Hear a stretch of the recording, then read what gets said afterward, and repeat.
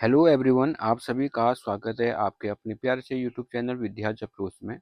आज के इस सेशन में मैं आपको कराने वाला हूँ वर्ष 2014 के यूटेट फर्स्ट के मैथमेटिक्स पोर्शन के ऐसे क्वेश्चन जो कैलकुलेशन बेस्ड हैं। पिछले वीडियो में भी मैंने इसके कुछ क्वेश्चन कराए थे। वीडियो लेंदी होने के कारण मैंने वीडियो वहीं पर स्टॉप कर दी थी। आज मैं जो बचे हुए क्वेश्चन हैं उनको यहाँ पर सॉल्व कराऊंगा। तो देखते हैं आज के वीडियो का सबसे पहला क्वेश्चन है जुड़वा अभाज्य संख्याएं लिखें। देखिए, आपको मैंने बताया था ट्विन प्राइम नंबर के बारे में। ट्विन प्राइम नंबर ऐसे क्रमागत प्राइम नंबर्स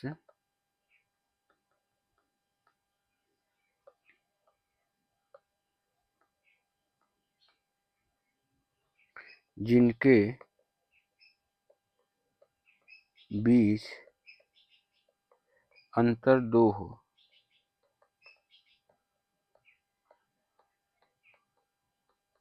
ऐसे प्राइम नंबर जिनके बीच में अंतर कितना होता है, 2। जैसे एग्जांपल के तौर पर मैं आपको बताऊं तो मैंने आपको बताया था 5 और 7 प्राइम नंबर हैं, ऐसे प्राइम नंबर हैं जिनके बीच में डिफरेंस कितने का होता है, 2 का। ऐसी 13 और 11 ऐसे प्राइम नंबर हैं जिनके बीच में डिफरेंस कितने का होता है, आपका 2 का। ऐसे ही 17 और 19 ऐसे प्राइम नंबर है जिनके बीच में डिफरेंस कितने का होता है, आपका 2 का। इसी तरीके से आगे वो बढ़ते जाएंगे। जो आपको क्वेश्चन दिया है उस क्वेश्चन में आपको ढूंढना है कौन सा जोड़ा जो है वो ट्विन प्राइम नंबर है। देखो, पहले ऑप्शन को चेक करेंगे तो 15 तो कंपोजिट नंबर हो गया। कंपोजिट नंबर इस वजह से ये ऑप्शन तो सही नहीं हो सकता। ऐसी थर्ड जो है सी ऑप्शन, वो भी नहीं हो सकता क्योंकि 13 के इसमें कंपोजिट नंबर है। अच्छा, अब बचा डी और बी, इनमें से कोई एक आंसर सही होगा। 31 और 41, 31 और 41 दोनों ही प्राइम नंबर है, पर यहाँ पर जो डिफरेंस आ रहा है वो 10 आ रहा है, इसलिए ये ऑप्शन तो सही नहीं हो सकता। बचा बी ऑप्शन। इसमें देखो 41 और 43 दोनों ही क्या हैं, प्राइम नंबर हैं, और इनके बीच में जो डिफरेंस आ रहा है वो 2 आ रहा है, इस वजह से ऑप्शन नंबर बी क्या होगा, सही होगा। अब आ जाते हैं अगले क्वेश्चन पे। इस क्वेश्चन में लिखा हुआ है निम्न में से कौन 5 की घात 71 धन 5 की घात 72 धन 5 की घात 73 को पूर्णतः विभाजित करेगा, डिवाइड करेगा। ये ऑप्शन में से ढूंढना है। अब इस क्वेश्चन को जैसे आप दिमाग लगा के करेंगे तो ये जल्दी से सॉल्व हो जाएगा। तो यहाँ पर हमको गिवन है 5 की घात 71 धन 5 की घात 72 धन 5 की घात 73। अब इसमें देखो सारे के बेसिस जो हैं 5 ही है। 5 की घात 71 में 5 है, 5 की घात 72 में भी 5 है, 5 की घात 73 में भी बेस कितना है, 5 है। तो 5 की सबसे कम घात कितनी है, 71 है, तो इसलिए 5 की घात 71 हम क्या कर लेंगे, कॉमन ले लेंगे। अब अंदर क्या बचेगा, देखो 5 की घात 71 कॉमन ले रखा, तो जो 3 पद हैं तीनों पदों की घातों में हम क्या कर देंगे, 71 को घटा देंगे, 71 को माइनस कर देंगे। फिर प्लस 5 की घात 72, 72 में से 71 माइनस कर देंगे। फिर 5 की घात 73 है तो 73 में से 71 माइनस कर देंगे, तो यह आ जाएगा 5 की घात 71 गुणा 5 की घात 71 माइनस 71 कितना हो जाएगा, 0, 5 की घात 0। 5 की घात 72 माइनस 71 कितना आ जाएगा, 5 की घात 1। 5 की घात 73 माइनस 71 कितना आएगा, 5 की घात 2। 5 की घात 71 गुणा 5 की घात 0 को 1 बोलते हैं, 5 की घात 1 को 5 बोलते हैं, 5 की घात 2 को हम क्या बोलते हैं, 25 बोलते हैं। 25 में 5 30 और 31 हो गया, ये 5 की घात 71 गुणा 31 हो गया। यानी कि जो आपको नंबर दिया था 5 की घात 71 धन 5 की घात 72 धन 5 की घात 73, इसके फैक्टर आ रहे हैं 5 की घात 71 गुणा 31 आ रहे हैं। इसका मतलब इस संख्या में 31 का भी भाग जाएगा और 5 की घात 71 का भी भाग जाएगा। अब ये ऑप्शन में तो दिया नहीं है, तो इसको और आगे हम सॉल्व करेंगे। 5 की घात 71 को ले सकते हैं 5 की घात 70 गुणा 5 और गुणा 31 दिया ही है आपको। अब 5 की घात 70 गुणा 5 से 31 गुणा कर दो, 5 एकम 5, 5 पंचे 5 या 15, तो कितना आया, 5 की घात 70 गुणा 155। तो इसका मतलब जो गिवन नंबर होगा उसमें भाग जाएगा 5 की घात 70 155 का।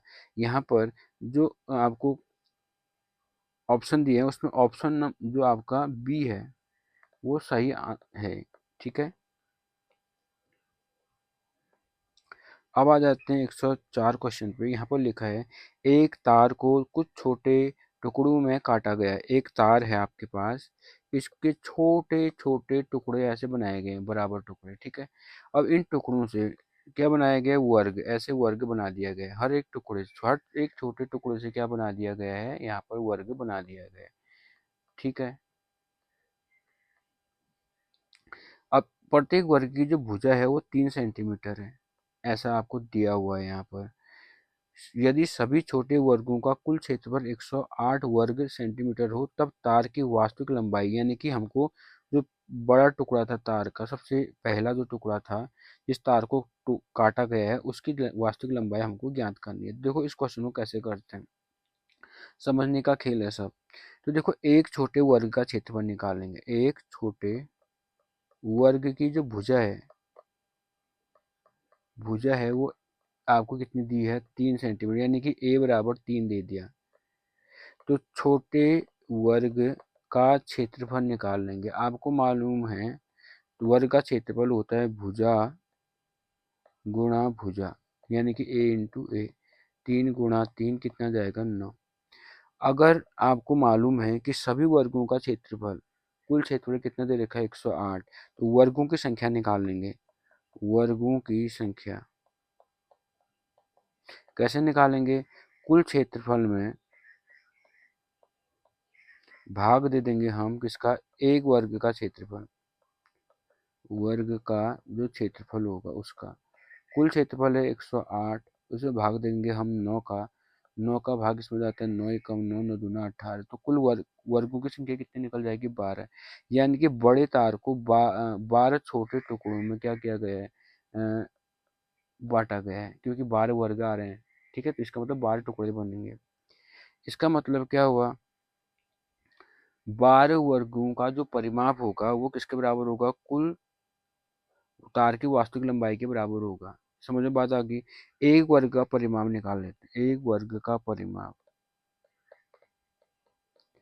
एक वर्ग का परिमाप वर्ग का क्या होता है, 4 गुणा भुजा होता है। 4 गुणा भुजा कितनी है, आपको 3 दे रखी है, तो कितना जाएगा, 3 चौको 12। इतनी बात समझ में आ गई होगी। एक वर्ग का जो परिमाप होगा वो होगा 4 गुणा भुजा, और भुजा दे रखी है 3 सेंटीमीटर, तो 4 गुणा 3 कितना हो जाएगा, 12 सेंटीमीटर। ठीक है, तो 12 वर्गों की, हमारे पास तो 12 वर्ग है, 12 वर्गों का परिमाप निकालना पड़ेगा। 12 वर्गों का परिमाप कैसे निकालेंगे हम, 12 से 12 को गुणा कर देंगे, यानी कितना 144 आ जाएगा। तो यानी कि इसका जो सही ऑप्शन होगा, 12 वर्गों का परिमाप ही क्या है, तार की वास्तविक लंबाई होगी। वास्तविक लंबाई, जो लंबाई आएगी वो कितना आएगा, 144 सेंटीमीटर। यानी कि ऑप्शन नंबर इसमें कौन सा होगा, बी। ऑप्शन बी क्या इसका सही है। आ जाते हैं अगले क्वेश्चन पे। अगले क्वेश्चन में लिखा है माउंट एवरेस्ट 8,850 मीटर की ऊंचाई पर है। इसका आधार 5,400 मीटर की ऊंचाई पर है। यहाँ तापमान 1 डिग्री प्रति 100 मीटर की दर से गिरता है। यदि आधार का तापमान -5 डिग्री सेल्सियस है तो शीर्ष का तापमान निकालना है। देखो समुद्र हो गया ये, समुद्र तल से कितनी ऊंचाई पर एवरेस्ट की, ये पहाड़ है एवरेस्ट का पहाड़, एवरेस्ट के पहाड़ का जो आधार है वो कितनी ऊंचाई पर है, वो दे रखा है 5,400 मीटर की ऊंचाई पर है। ये एवरेस्ट के जो पहाड़ी है उसका आधार हो गया ये वाला। ठीक है, तो जो उसकी ऊंचाई है यहाँ से समुद्र तल से वो कितने दे रखा है, 8,850 मीटर दे रखा है। इसका मतलब जो पहाड़ है, पहाड़ की ऊंचाई कितनी होगी, हम निकालेंगे पहाड़ की ऊंचाई। पहाड़ की ऊंचाई, पहाड़ की ऊंचाई निकालो। पहाड़ की ऊंचाई कैसे निकालेंगे, जो पहाड़ की वास्तविक ऊंचाई जिसको बोल सकते हैं, कैसे निकालेंगे, 8,850 में घटा देंगे हम 5,400 को, तो कितना आएगा, 0,543, 3,450 मीटर होगी। पहाड़ की जो वास्तविक ऊंचाई होगी इतनी होगी, ठीक है। अब हमको मालूम है जो आधार है इस पर टेम्परेचर कितना है, -5 डिग्री सेल्सियस। और 100, अगर हम आधार से 100 मीटर ऊंचा ऊपर चढ़े तो 1 डिग्री सेल्सियस तापमान घट जाएगा। फिर 100 मीटर ऊंचा चले तो फिर से क्या हो जाएगा, 1 डिग्री सेल्सियस तापमान घट जाएगा। 100 मीटर फिर से ऊंचा ऊपर चढ़े तो 100 मीटर न 1 डिग्री सेल्सियस तापमान फिर से क्या हो जाएगा, घट जाएगा। यानी कि 100 मीटर ऊंचाई पर तापमान में कमी, तापमान में गिरावट या कमी, तापमान में कमी कितनी की है, वो है आपकी कितनी की, 1 डिग्री सेल्सियस। कमी है इसलिए माइनस लगा देंगे। तो मेरे पास 3450 मीटर ऊंचाई पर तापमान में कमी कितनी आ जाएगी। हम क्या करेंगे, 3450 गुणा -1 बट्टे कितना लिख देंगे, 100। बट्टे में कितना आएगा, 100, तो ये आ जाएगा -34.50 डिग्री सेल्सियस। इतना तापमान घट जाएगा। तो कुल अब आधार पर ऑलरेडी -5 डिग्री सेल्सियस है, इतना तापमान और घट गया तो टॉप पर चोटी पर तापमान कितना होगा, चोटी पर तापमान, तो क्या कर देंगे, आधार पर जितना तापमान है उसमें क्या कर देंगे, जोड़ देंगे जितना गिरावट हुई है, -34.50 डिग्री सेल्सियस। इसको जोड़ देंगे तो -39.50 डिग्री सेल्सियस का तापमान होगा। यानी कि ऑप्शन नंबर जो डी है वो सही आंसर होगा। अब लेते हैं अगला क्वेश्चन। 20 लोगों की एक पार्टी एक रेस्टोरेंट में गई और उन्होंने प्रत्येक के लिए ₹36.60 का भोजन ऑर्डर किया, लेकिन उनमें से 5 लोग पैसे लाना भूल गए। बिल चुकाने के लिए 15 लोगों को और कितना अधिक भुगतान करना पड़ेगा। बहुत सिंपल सा क्वेश्चन है। एक आदमी कितने रुपए का खाना खा रहा है, ₹36.60 का खाना खा रहा है। तो 20 लोग कितने रुपए, कुल कितने रुपए देंगे, कैसे निकालेंगे, दोनों को गुणा कर देंगे। 20 लोगों का कुल खर्चा निकालना है आपको। तो एक आदमी ₹36.60 का खाना खा रहा है, तो 20 आदमी कितने का खाएंगे, 20 से गुणा कर देंगे, 0 0, 6 दूना 12, 6 दूना 12 एक 13, और 3 दूना 6 एक 7। तो ये आ जाएगा ₹732 का खाना खाएंगे। ये ₹732 चुकाने कितने लोगों ने, 20 लोगों ने। पर यहाँ पर क्या हो गया, गड़बड़ होगी। गड़बड़ क्या हुई, 5 लोग पैसा लाना ही भूल गए। यानी कि ₹732 का खाना खा लिया, तो होटल वाले को तो ₹732 तो देने ही पड़ेंगे रेस्टोरेंट वाले को। पर वो कितने लोग देंगे, 15 लोग देंगे। तो एक आदमी ने कितना रुपया दिया होगा, ठीक है ना। 5 लोगों के पैसे भूल जाने के बाद, पैसे भूल जाने के बाद शेष 15 लोगों ने बिल का भुगतान किया, बिल का भुगतान किया। अतः प्रत्येक द्वारा दी गई धनराशि कैसे निकालेंगे। टोटल ₹732 देने हैं और कितने लोगों ने देने हैं, आप 15 लोगों ने। तो 15 का भाग क्या कर देंगे, 732 में दे देंगे। 15 का भाग क्या करेंगे, हम 732 में दे देंगे। तो 732 में 15 का भाग अगर 2 देते हो तो यह आता है 48.80 रुपये। तो कितना बिल फालतू का दिया हर एक ने, तो कैसे निकालेंगे, अतिरिक्त भुगतान कैसे निकालेंगे। अब दिया 48.80, पहले देने कितने थे, ₹36.60 देने थे, दोनों घटा देंगे। तो 0, 18 में से 6 गया, 8 में से 6 गया 2, 8 में से 6 गया 2, 8 में से 6 गया 2 और 1, तो ₹12.20। तो यानी कि ₹12.20, यानी कि ऑप्शन नंबर जो ए है उसका करेक्ट आंसर होगा, ठीक है। अब आते हैं अगले सवाल पर। 1948 को रोमन में लिखिए। सबसे पहले आपको रोमन अंकों के लिए रूल मालूम होने चाहिए। 1 को क्या लिखा जाता है, आई। 2 को क्या लिखा जाता है, डबल आई, 3 को क्या लिखा जाता है ट्रिपल आई, 5 को लिखा जाता है भी, 10 को लिखा जाता है एक्स, उसके बाद 50 को लिखा जाता है एल, 100 को लिखा जाता है सी, 500 को लिखा जाता है डी और 1000 को लिखा जाता है एम। तो 1948 को तोड़ेंगे हम, ठीक है, 1948 को तोड़ देंगे तो 1948 को लिख सकते हैं 1000 धन 900 धन 40 धन 8, ऐसे तोड़ सकते हैं, ठीक है।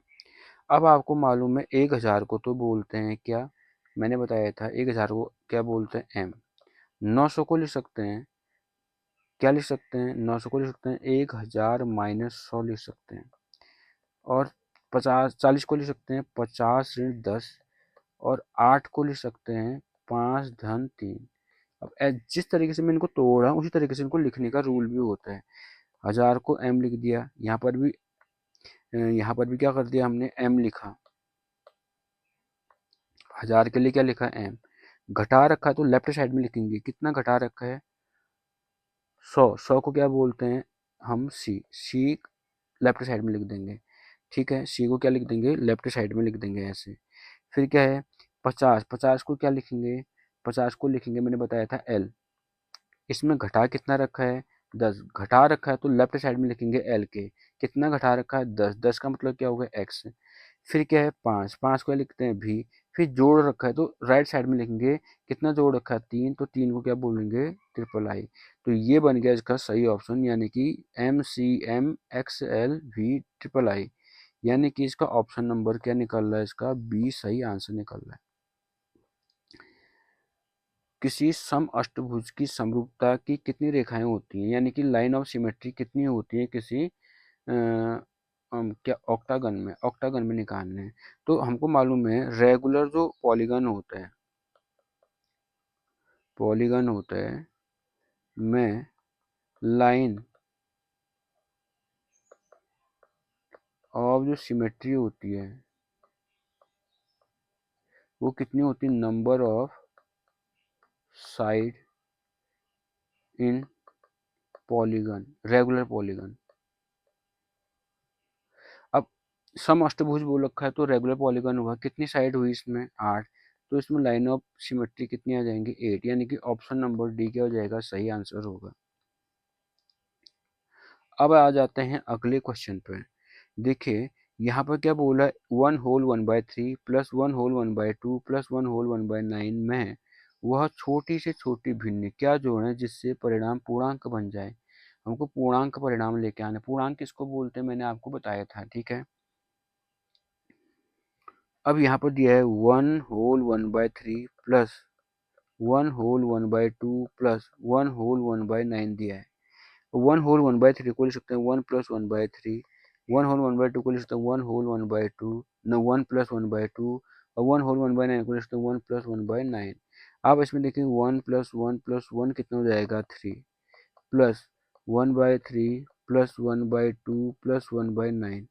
अब इसको सॉल्व कर लीजिए आप, 3 प्लस ये आ जाएगा, इसका एलसीएम आ गया 18, 3 से डिवाइड करेंगे 18 को तो कितना है 6, 6 1 जा 6, प्लस 2 से 18 को डिवाइड करा 1 9 9 9 1 जा 9, प्लस 9 से 18 को डिवाइड किया कितना है 2 2 1 जा 2, तो आ जाएगा 3 प्लस 9 6 15 2 कितना आ जाएगा 17/18।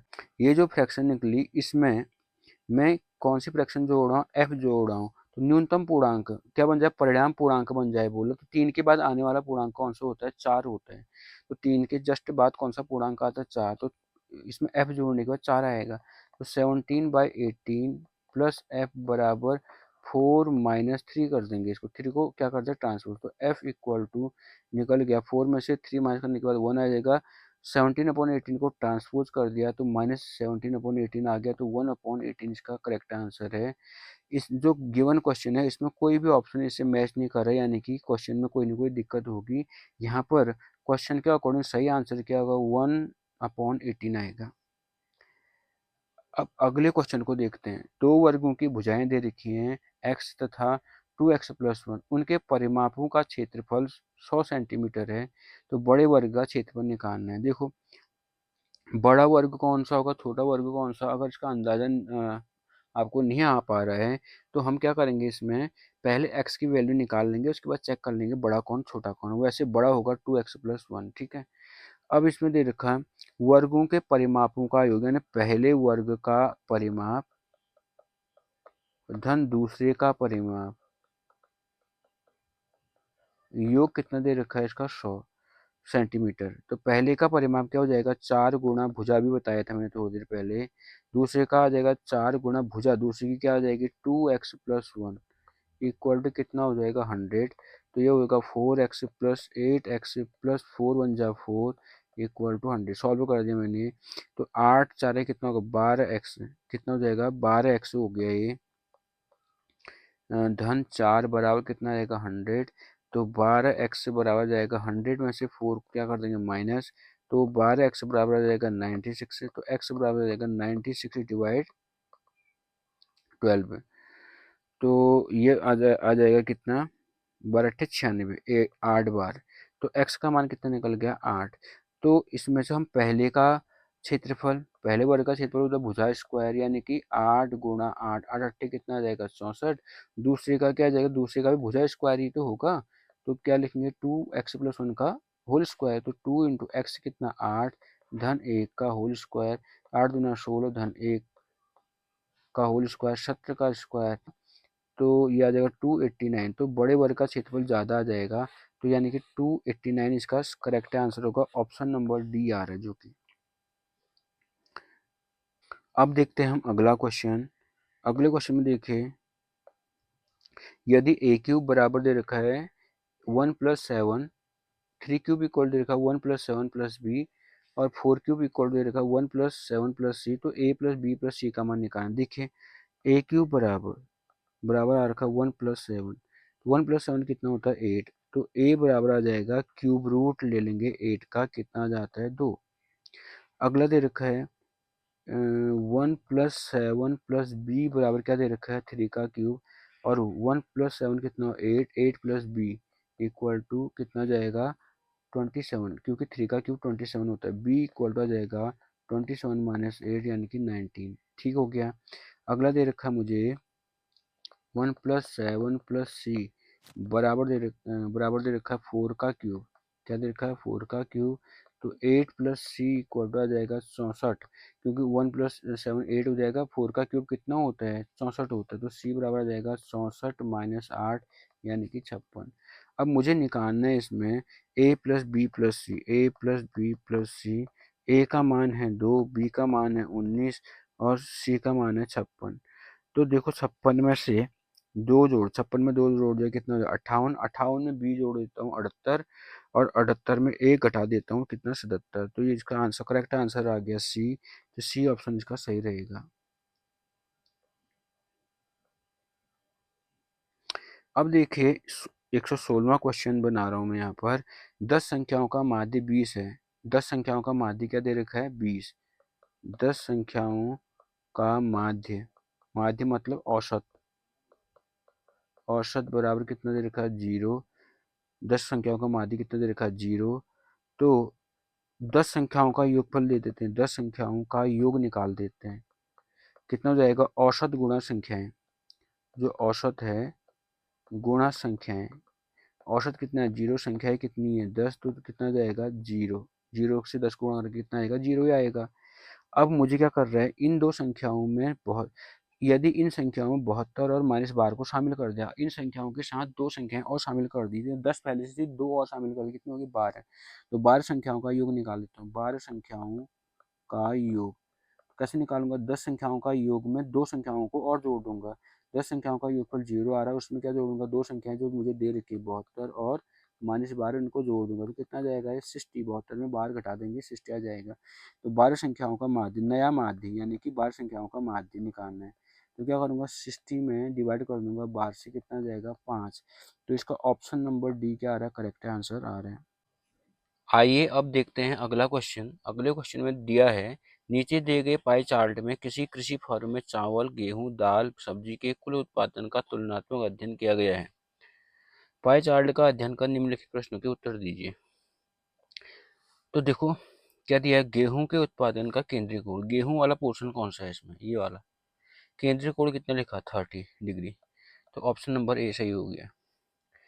अब देखो अगला क्या दिया है, उपरोक्त पाई चार्ट के अनुसार गेहूं और चावल के कुल उत्पादन का सब्जी और दाल के कुल उत्पादन का अनुपात निकालें। देखो अगर मैं 100 किलोग्राम उत्पादन मान लूँ, उसमें से 30% यानी कि 30 किलोग्राम गेहूं होगा, ठीक है, और चावल होगा इसमें 40%, यानी कि 100 का 40% कितना होगा, 40 kg होगा।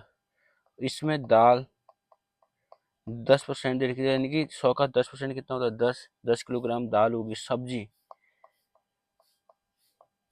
सब्जी जो है वो है 20%, यानी कि 20 kg, 100 में से 20 kg क्या होगी, सब्जी होगी। अब मुझे क्या निकालना है, गेहूं और चावल के कुल उत्पादन, गेहूं और चावल का कुल उत्पादन कितना होगा, गेहूं कितने हैं 30 kg और चावल 40, तो कितना हो गया इनका कुल उत्पादन 70 kg। ये तो गेहूं और चावल का हो गया। अगला मुझे दाल और सब्जी का निकालना है, सब्जी कितने हैं 20 और दाल है 10 kg, जोड़ के कितना हो गया 30। अब मुझे क्या करना है, गेहूं और चावल के कुल उत्पादन यानी कि 70 का अनुपात निकालना है किसके साथ, सब्जी और दाल के साथ, कितना हो गया 30 के साथ। तो कितना आ गया, शून्य शून्य करके 7:30 आ गया, 7:3 आ गया। तो 7:3 कितना, ऑप्शन नंबर ए इसका करेक्ट आंसर हो गया। अब आ जाते हैं अगले क्वेश्चन पे।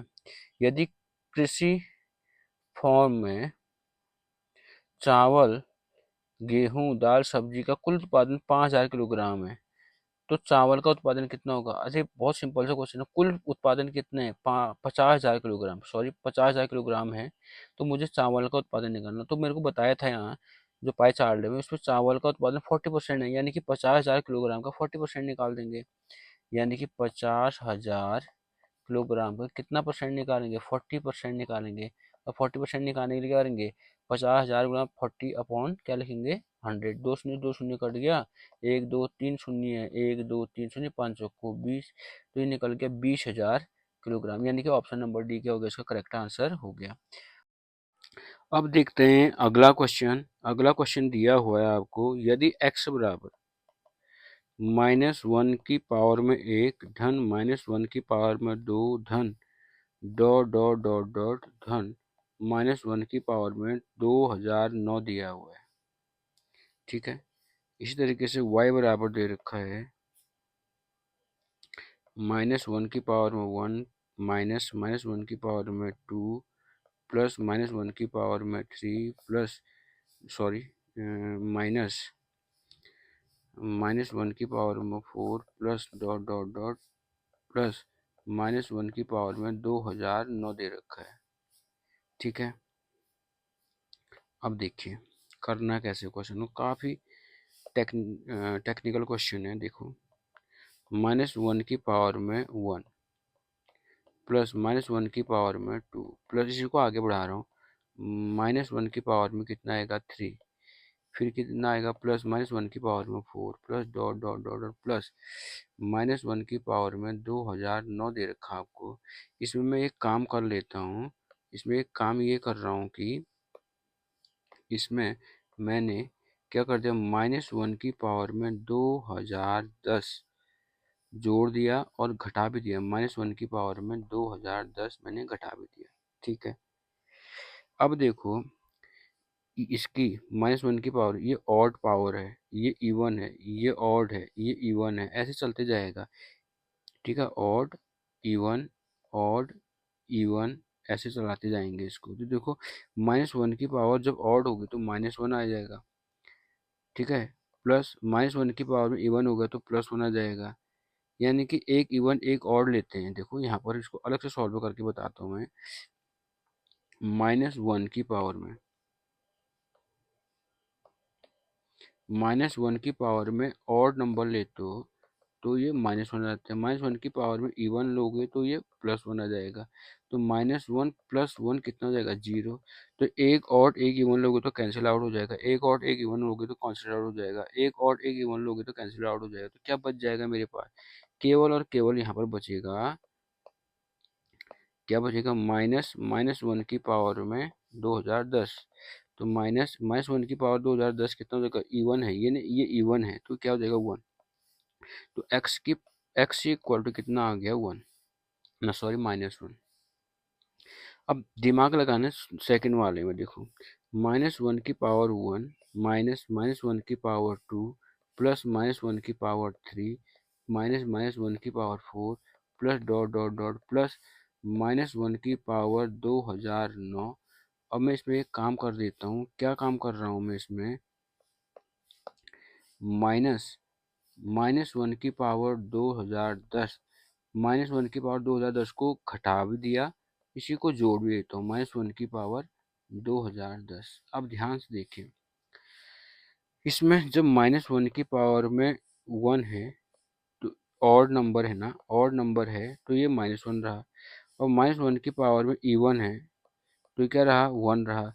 पर जब -1 की पावर इवन है ना, जब इवन है तो उसके आगे माइनस है, देखो ये, तो इसके आगे अगर मैं माइनस लगाऊँ तो -1 रहा। तो यानी कि ऑड और इवन को अगर मिला लूँ, मैं ऑड और इवन को मिला लूँ, ऑड और इवन को ऐसे मिला लूँ, पेयर बना के रख दूँ, तो इसका मान निकलेगा -2। और ये कितने पेयर निकलेंगे, कितने पेयर होंगे? टोटल देखो 1 से लेकर 2010 तक है, तो पेयर कितने हो जाएंगे? पेयर का मतलब इसका जस्ट आधा हो जाना। कितने पेयर हो जाएंगे? 1005।